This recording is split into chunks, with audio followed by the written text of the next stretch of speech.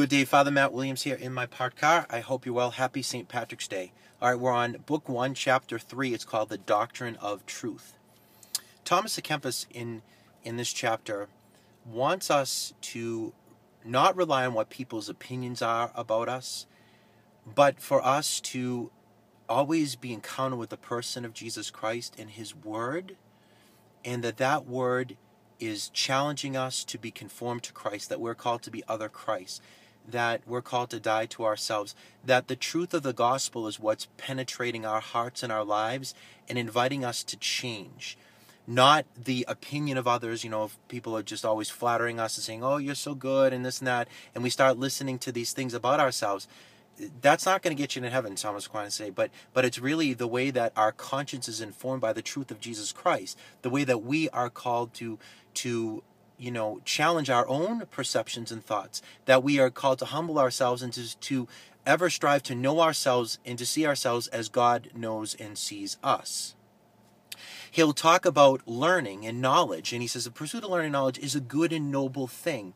But if those learnings and the knowledge just stay up here, like we could talk, you could be in a state of mortal sin, I could be in a state of mortal sin, and I could talk all about Jesus and theology out here and evangelization and all things of the church, and we could talk about justice and service and all these things, but I'm hiding myself, or I'm not living in an authentic way of life, a person of integrity, or I'm not dying to myself and confronting my sin and my vices. That's not going to get you in heaven, and that's really not bearing fruit ultimately. That learning and knowledge must always be at the service of truth, right? And certainly learning and knowledge is hopefully flowing from truth, and that must always seep into my heart and my life, that I'm called to inform my conscience with the truth of the Word of Jesus Christ as it comes to us through the Scriptures, the tradition of the Church. And they were called to root out vices and to build virtue, to do the hard things. So this aspect of the doctrine of truth is that once we come to understand and learn about truth, we must begin to conform our lives to it. Conform our lives to it. That our lives should be fruitful. That we should be working on rooting out vices, coming to understand hard, if there are teachings we struggle with, to understand them.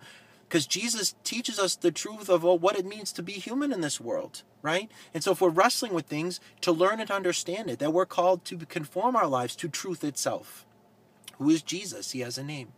When it comes to sin and when it comes to struggles, right, that rather than being governed by our passion or our inordinate desires that are not formed towards what's good, that we are called to act according to right reason, So I might have had dessert and I'm looking at that second piece of dessert and I really want it, but I'm really full and it's just my desires are just wanting more and more and more. That right reason would step back for 10 seconds to say, you know what? I really don't need that extra piece of dessert. I guess I'm revealing one of my vices, right? I really don't need that. And so to understand, it's not really a good thing for me to go for 2 pieces of dessert right now, and to submit myself and my desires to the truth about that. And we cannot just talk about dessert. We can talk about this when it comes to anything. With gossip, right? Or putting people down. When I'm tempted to start gossiping about someone or putting someone down or complaining, right? If we're able to step back and pause for 10 seconds or a minute and say, really, is this really a good thing for me to do? My desires, I just want to feed into that. But we step back and we're like, you know what? That's not really a good thing. The Scripture says, say only the good things that men need to hear, women need to hear. I'm going to refrain from that, right? Same thing we can say this about all kinds of temptation and sin and seeking to fill our pleasures and our base desires, right? If we can step back for a heroic minute, even a heroic 5 minutes, and to look at, in light of truth, should I go forward with this decision? We can let our desires hopefully calm for a second and to say, you know what? This is not what I need to choose right now. And then we can choose rightly. That we need to make decisions based on right reason. Right reason is governed by truth. And that truth is called to sink into our hearts and our lives as we inform our consciences, as we root out vices and seek to live a virtuous life.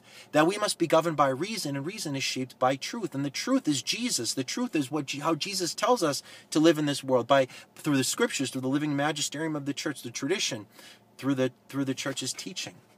So as we continue on this Lenten journey today, we want to be lovers of truth. Jesus is truth. We want to be lovers of truth, and we want that truth to seep deep into our lives, to conform our lives, to shape our lives to Jesus Christ, who is way, truth, and life. God bless you.